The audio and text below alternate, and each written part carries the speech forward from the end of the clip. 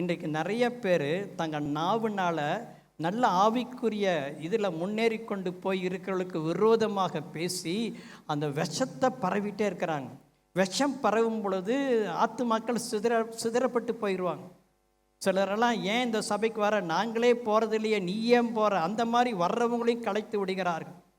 ஊழியம் செய்யாதீங்க, செஞ்சீங்கன்னா அது கொஞ்ச காலம் இந்த பாஸ்ட் உங்களை தூக்கி போட்டுருவார், அந்த மாதிரி நெகட்டிவான எண்ணங்களையெல்லாம் பரப்பி விடுகிறார். நாவு விஷம் உள்ளது, வேண்டாத காரியங்களை பேசும்.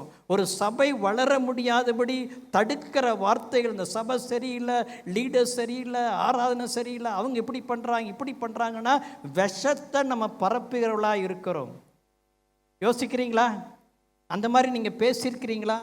அங்கங்கே செவுத்தோரமாக நின்று அங்கங்கே நின்று 2 பேரா 3 பேரா என்ன இப்படியெல்லாம் நடக்குது அப்படின்னு சொல்லி தேவனுடைய சபையாகிய சரீரத்துக்கு விரோதமாக கொஞ்சம் கூட கவலைப்படாமல் என்னுடைய நாவை அடக்காமல் அப்படி இப்படின்னெல்லாம் நான் பேசிகிட்டு இருந்தேன். இன்றைக்கி நினச்சிக்கங்க, நம்ம அந்த விஷத்தை நம்ம பரப்புகிறோம்.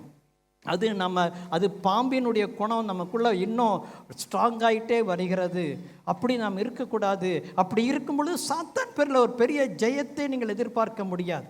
எந்த நேரமும் உங்கள் வீடு ஒரு கான்ஃபரன்ஸ் சென்டராக இருக்கக்கூடாது. உங்கள் வீடு எல்லாரும் பேசி வரவேற்கிற ஒரு வீடாக இருக்கக்கூடாது.